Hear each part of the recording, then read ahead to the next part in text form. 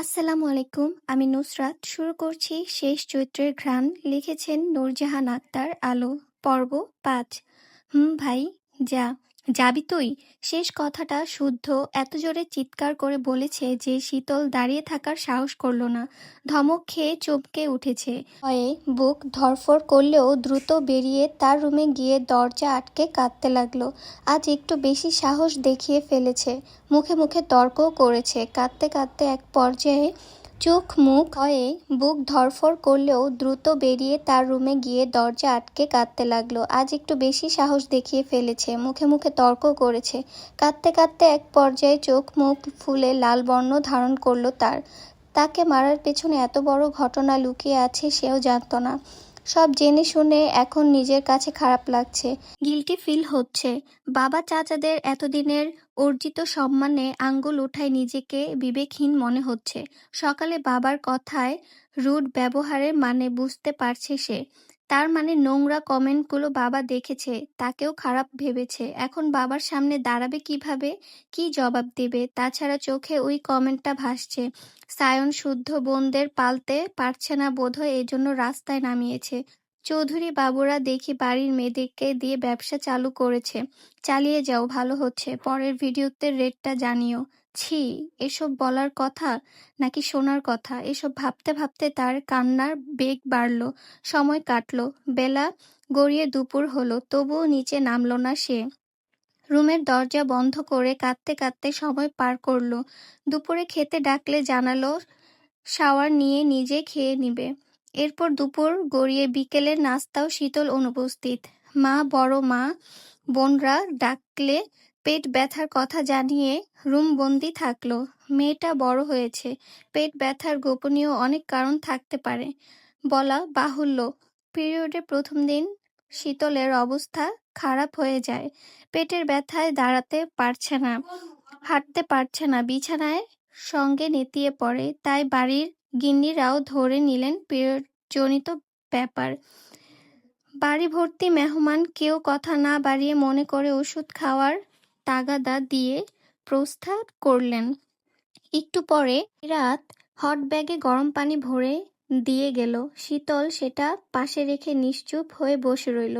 সন্ধ্যা পেরিয়ে রাতের আঁধার ঘনিয়ে এসেছে। রাতের খাবারের জন্য চৌধুরীরা ছেলে মেয়ে নিয়ে একসঙ্গে খেতে বসতেন। বাড়িতে মেহমানের সংখ্যা বেড়েছে। যে যার মতো নিয়ে খেয়ে নিচ্ছে। ড্রয়িং রুম ভর্তি মেহমান। বাগানে রয়েছে অনেকজন, যাদের বাসা কাছে তারা খেয়ে চলে গেছে, যাচ্ছে, আবার আগামীকাল সকালে আসবে। শারাফাত চৌধুরীর কথায় বাড়ির প্রতিটি সদস্যকে একসঙ্গে খেতে হবে, তাই বসেছেও সকলে। তবে সায়ন আর শীতলের চেয়ার ফাঁকা দেখে শারাফাত চৌধুরী শীতলের কথা জিজ্ঞাসা করলেন। সিমিন জানালো শীতল আগে ভেগে খেয়ে শুয়ে পড়েছে। এ কথা শুনে উনি কিছু বললেন না, কারণ শীতলের পছন্দ খাবার রান্না হলে রান্না শেষ হওয়ার সঙ্গে সঙ্গে সে সবার আগে খেয়ে বসে যেত। অনেক সময় দেখা যায় পেট পুড়ে খেয়ে আবারও সবার সঙ্গে খেতে বসে। এই মেয়েটা ছোট থেকে এমন চঞ্চল, চড়ুই পাখির মতো। আর এই বাড়ির সকলেই তাকে এভাবে দেখে সবাই অভ্যস্ত। তবে শখ আর স্বর্ণ শীতলের এমন আচরণ সহজভাবে নিতে পারল না। তারা দুজন খেয়ে এক প্লেট খাবার নিয়ে শীতলের রুমে দরজায় নক করলো। যতক্ষণ না দরজা খুলল, তারা নাছোড়বান্দা হয়ে দাঁড়িয়ে রইল। অগন্ত শীতল দরজা খুলে মাথা নিচু করে বসে রইল। শখ হাতের প্লেট রেখে দরজা আটকে শীতলের ফোলা মুখটা তুলে ব্যতিব্যস্ত হয়ে বলল, কি হয়েছে সোনা, এভাবে কাঁদছিস কেন তুই? খুব বেশি পেট ব্যথা করছে? মেডিসিন খাসনি? আম্মুকে ডাকবো? যাবি ডাক্তারের কাছে? শীতল নত মস্তকে না বোধহয় মাথা নাড়ালো। এরপর শুকনো ঢোক দিয়ে অশ্রুভরা চোখ তুলে ফোঁপাতে ফোঁপাতে বলল, সরি আপু, আমার জন্য তোমাদেরকেও নোংরা কথা শুনতে হয়েছে। শীতলের কথার আগামাথা কিছুই বুঝল না শখ আর স্বর্ণ। কে নোংরা কথা বলেছে তাদের? কই, এসব কিছুই তো জানে না তারা। স্বর্ণ এবার বোনের পাশে বসলো। পুরো ঘটনা জানতে মিহি কণ্ঠে জিজ্ঞেস করলো, কে নোংরা কথা বলেছে আমাদের? কার কথা বলছিস তুই? শীতলের কান্নার বেগ বাড়ল। সে হেঁচকি তুলে কাঁদতে কাঁদতে তাদেরকে পুরো ঘটনা জানালো। বোনের বোকামি কথা শুনে স্বর্ণ দুম করে এক ঘা বসিয়ে দিল শীতলের পিঠে। শখ স্বর্ণকে ধমকে থামিয়ে শীতলের পানি খাওয়ালো। তারপর শীতলের আওলা-ঝাওলা চুলগুলোতে এক হাতে গুছিয়ে দিতে দিতে বলল, কবে বুঝতে শিখবি শীতল? কবে বদ বুদ্ধি হবে তোর? সায়ন ভাইয়া রাজনীতিতে ঢোকার পর কে আমরা তিন বোন অনেকের টার্গেট। কারণ আমরা চৌধুরী নিবাসের সম্মান এবং বাবা ও ভাইয়ের দুর্বলতাও বটে। তারা চৌধুরীদের ক্ষমতায় সঙ্গে পেরে উঠতে না পেরে চৌধুরী নিবাসনের মেয়েদের চরিত্রে দাগ লাগানোর উপায় খুঁজে বেড়ায়। লুকিয়ে থাকে কিভাবে আমাদের হেনস্থ করা যায়। তুই এই কাজটা ঠিক করিসনি সোনা। শখের কথা শুনে শীতল ফোঁপাতে ফোঁপাতে বলল, তাহলে সায়ন ভাইয়াও কিছু বলল না কেন আমাকে? সবসময় শুদ্ধ ভাই কেন মারে আমাকে, বকে? সায়ন ভাইয়ের রাজনীতির ঝামেলা সায়ন ভাই নিজে সমাধান করবে। এর মধ্যে শুদ্ধ ভাইকে নাক গলাতে কে বলেছে? সায়ন ভাই কিছু বলল না, অথচ শুদ্ধ ভাই চালাকাট দিয়ে কত মারলো, ফোনটা ভেঙে ফেললো। কেন? আমাকে একটু বুঝিয়ে বললে হতো না? আমি কি লোকগুলো এলাম নোংরামি কথা বলতে, নাকি জানতাম সামান্য ব্যাপারটাকেও এত বড় করে দেখা হবে? তারা বললে আমি কি করব? কি করার আছে আমার? শুদ্ধ ভাইয়া বারবার আমাদের সমাধান করে, কথার ইঙ্গিতে বোঝায় ভুল পথে না বাড়াতে, থরবর করে কোনো সিদ্ধান্ত না নিতে। আমরা সবাই শুনলেও তুই তো শুনিস না, বরং যেটা বারণ করা হয় জোর করে করিস। শীতলের অবুঝ মন ভার হলো। অভিমানে সব রাগ গিয়ে পড়ল শুদ্ধর উপরে। নিজের করা ভুলের কথা ভুলে শুদ্ধর দিকে অভিযোগ তুলল সে। বেশ করি, উনি কি ভালো কথা বলতে জানে? বলেছে কখনো? আমাদের তিন বোনকে সব সময় ধমকে উপরে রাখে। সামান্য কারণে কেন ধমকাবে, কেন মারবে? সায়ন ভাই তো করে না, তাহলে সব সমস্যা ওনার কেন? তার কথার জবাব দিল স্বর্ণ। সে বোনকে বুঝিয়ে বলতে নরম সুরে বলল, শুদ্ধ ভাইয়া শাসন করে বলেই সায়ন ভাইয়া আমাদেরকে ছাড় দেয়। যেদিন শুদ্ধ ভাইয়া শাসন করা ছেড়ে দিবে সেদিন দেখবি সায়ন ভাইয়া আমাদের শাসন করবে। এক ভাই শাসন করে বলে আরেক ভাই ছাড় দেয়, যাতে আমরা মানসিকভাবে ভেঙে না পড়ি। এখন কথা হচ্ছে, শান্ত হ তুই, কিছু খা। সারাদিন না খেয়ে তোর মাথা আউলে গেছে। শীতল না করার আগেই শখ তার মুখে খাবার পুরে দিল। মুখে খাবার পড়তেই পেট চলমনিয়ে উঠে জানালো দিল ভীষণ ক্ষুধার্ত সে।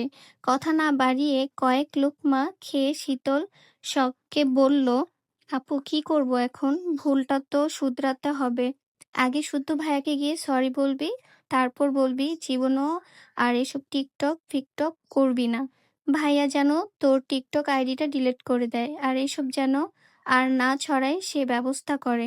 হুম। মন খারাপ করিস না সোনা, এসব টিকটক ভালো কাজ নয়। টিকটক থেকে মানুষ বিপথে চলে যায়। ভিউ, ফ্যান, ফলোয়ার বাড়ানোর নেশায় মার্জিত রুচি হারিয়ে ফেলে। আবেদনীয় পোশাক নিজেদের মুড়াতে মুড়াতে নিজেদের সস্তা বানিয়ে ফেলে। শুদ্ধ ভাই আমাদেরকে হিজাব ছাড়া বাইরে যেতে নিষেধ করেছে, আর তুই চুল ছেড়ে টিকটক করছিস? মাথা ঠান্ডা কর, তুই একটাবার ভেবে দেখ। এর রাগটাও অযৌক্তিক নয়, কারণ ভাইয়া আমাদের ভালোর জন্য শাসন করে, বকাঝকা করে। কিন্তু কিন্তু সরি বলতে গেলে যদি আবার মারে, মারুক, বকুক, মনে রাখবে আমাদের ভাইয়ারা আমাদের ছায়া। ভালোর জন্যই তারা আমাদেরকে বকে, মারে। তাহলে কি এখনই সরি বলতে যাব? ভাইয়া বাসায় নেই, খেয়ে উঠে কোথায় যেন গেল, বের হলো। কালকে যা বলার বলিস, এখন ঘুমা। এ কথা বলে শীতলকে খাইয়ে দিয়ে শখ আর স্বর্ণ চলে গেল। শীতল মুখ ধুয়ে এসে শুদ্ধ রুমে দরজায় অবধি ঘুরে এলো। সত্যি সত্যি শুদ্ধ নেই। সায়নের রুমেও দরজা বন্ধ। তাই ফিরে এসে শুয়ে অনেক কথা সাজালো। ভেবে নিল আগামীকাল শুদ্ধকে কিভাবে সরি বলবে। এসব ভাবতে ভাবতে চোখের পাতা ভার হয়ে এলে সেও বিনা বিঘ্নে ঘুমে তলিয়ে গেল। পরের দিন সকাল থেকে শুরু হলো অত্যন্ত ব্যস্ততা নিয়ে। সকালের হাতের কাজ। আগের দিনের কথা ভুলে শীতলের সকালটা শুরু হলো চমৎকারভাবে। চেনা জানা মানুষের সঙ্গে দেখা হলো, কথা হলো। দুপুরের আগে এতিমখানায় খাবার পাঠিয়ে দেওয়া হলো নতুন পোশাক। দুপুর 12টার পর দলে দলে মানুষ এসে খেয়ে যাচ্ছে। বাগানের এক প্রান্তে মানুষ খাচ্ছে, অন্য প্রান্তে রান্না করছে। চৌধুরীরা ব্যস্ত হাতে মেহমান আপ্যায়ন করছে। সারাফাত, সাফওয়ান, শাহাদাত, শুদ্ধ, সাম্য, সৃজনের পরনে ধবধবে সাদা পায়জামা, পাঞ্জাবি। এত মানুষের ভিড়ে তারাই যেন জ্বলজ্বল করছে। সায়ন নিচে নামেনি, কারণ তার হাত পায়ের ব্যান্ডেজ খোলা হয়নি। ব্যান্ডেজ দেখে অনেকের প্রশ্নে মুখে পড়তে হবে, এই ভেবে ইচ্ছে করে নামেনি। কেউ জোরও করেনি। সকাল থেকে শীতল শুদ্ধকে খেয়াল করছে। কিছুক্ষণ আগে শুদ্ধ ফোনে কথা বলতে বলতে রুমে ঢুকেছে ফ্রেশ হতে। সে বোনদের উৎসাহে শুদ্ধ রুমের দরজা নক করলো। ভেতর থেকে শুদ্ধ চেঁচিয়ে বলল, কে? আমি শীতল। ভেতরে আসবে ভাইয়া? না। শীতল ঘাড় ঘুরিয়ে অদূরে দাঁড়িয়ে থাকা বোনদের দিকে অসহায় চোখে তাকালো। মুখের উপর না বলে দিলে কিভাবে যাবে ভেতরে? জোর করে গেলে যদি আবার রেগে যায়? শখ দূরে দাঁড়িয়ে ইশারায় বোঝালো আবার নক করতে, সরি বলতে। শীতল তাই করলো। তবে ভেতর থেকে সারা শব্দ না পেয়ে আবার বলল, একটু কথা বলার ছিল ভাইয়া, আসি না একটু প্লিজ? শুদ্ধ এবার কথাও বলল না, সাড়াও দিল না। তবে সায়ন তার রুমে থেকে চেঁচিয়ে বলল, শীতল এদিকে আয়। সামনে সায়নের ডাকে শীতল শুদ্ধ রুম দিকে একবার তাকিয়ে সায়নের রুমে গেল। মুখ গোমরা করে বসলো বিছানার এক কোণে। সায়ন ফোনটা রেখে বিছানার হেডবোর্ডে হেলান দিয়ে ব্রু কুঁচকে তাকিয়ে রইল। এরপর ধীরে সুস্থে জিজ্ঞাসা করলো, কি হয়েছে? এত ডাকাডাকি কিসের? পাগলটাকে আবার খেপিয়েছিস? ভুল করলে তাকে সরি বলার সুযোগ দিতে হয়। আমি আমার ভুল বুঝতে পেরেছি ভাইয়া। জীবনেও আর এমন বোকামি করব না। আমি আমার টিকটক অ্যাকাউন্টটা ডিলিট করতে চাই। কিভাবে করব ভাইয়া? ভেবে বল, পরে আবার কান্নাকাটি করবি না তো? না, ভেবেই বলছি। ঠিক আছে, চিল থাক, কাজ হয়ে যাবে। তবে মনে রাখিস, আমাদের দুই ভাইকে ছাপিয়ে তোরা বোনরা কেউ কিছু করতে পারবি না। আর কেন পারবি না বলতো? কারণ আমাদের দৃষ্টি সবসময় তোদের দিকে থাকে। তাই বলছি, যা করেছিস এসব আর মাথাতেও আনিস না। ছোট বলে এবার মাফ করা যায়, বারবার না। আর হবে না। গুড। আর এইসব নিয়ে মন খারাপ করতে থাকতে যেন না দেখি আমরা আছি। একথা শুনে শীতল মিষ্টি হেসে হাসল। এতক্ষণে বুকের ভারটা যেন কমে আসলো। শান্তি লাগছে এখন।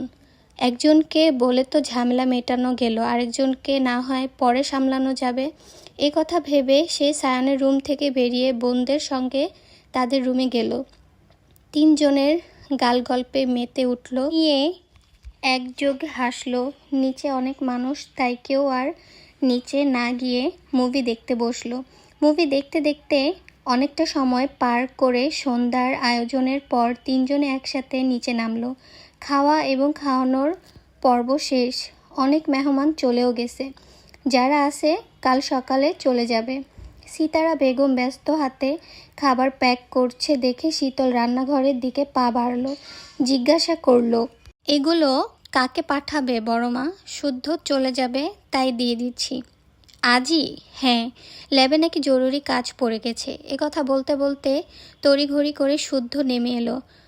বাবা চাচার থেকে বিদায় নিয়ে মায়ের কাছে আসলেই শীতলের সঙ্গে চোখাচোখি হলো। সে দ্রুত চোখ সরিয়ে মাকে বলল, সারাদিন কাজ করেও কাজ শেষ হচ্ছে না তোমার?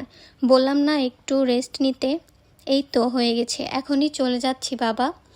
সবাইকে নিয়ে সাবধানে থেকো, বের হচ্ছি আমি। কথা বলে সিতারা চৌধুরী শুদ্ধর দিকে একটা ব্যাগ এগিয়ে দিল। এইসব দিতে না করার পরও দিয়েছে দেখে খুব বিরক্তও হলো। ছেলে বিরক্ত মাখা মুখ দেখে সিতারা চৌধুরী তার মাথায় পিঠে স্নেহের হাত বুলিয়ে বলল, এবার তাড়াতাড়ি আসিস বাবা, গেলে তো বাড়ির আসার কথা মনে থাকে না। আর বেশি কিছু দেইনি তো, 3 পাগলের জন্য অল্প একটু খাবার দিয়েছি। ওরা তো এলো না। শুদ্ধ কথা বাড়ল না। সময় দেখে ব্যাগটা নিয়ে ভাই বোনদের উদ্দেশ্যে করে বলল, আমার রুমে গিফট বক্স আছে, যার যারটা নিয়ে নিস, আমার কানে যেন কারোর নামে অভিযোগ না আসে। এ কথা বলতে বলতে সে বাসা থেকে বেরিয়ে গেল। গিফটের কথা শুনে সাম্য, সৃজন, শীতল, শখ আর স্বর্ণ একে অপরের মুখ চাওয়াচাই করে ছুটতে শুরু করলো। বড়রা সাবধান করলেও শুনল না। হুড়মুড় করে সিঁড়ি বেরিয়ে উঠে গেল শুদ্ধর রুমে। শুদ্ধর রুমের সেন্টার টেবিলের উপর যার যার নামে গিফট বক্স রাখা। সৃজন, সাম্য, শখ, স্বর্ণ যার যার নামের গিফট বক্স তুলে নিল। শীতলের নামে কোনো গিফট বক্স নেই দেখে খুব অবাক হলো সকলে। বার এমন তো হয় না। তবে শীতল কথা বাড়ল না, শুধু মন খারাপ করে নিজের রুমের দিকে হাঁটা ধরল।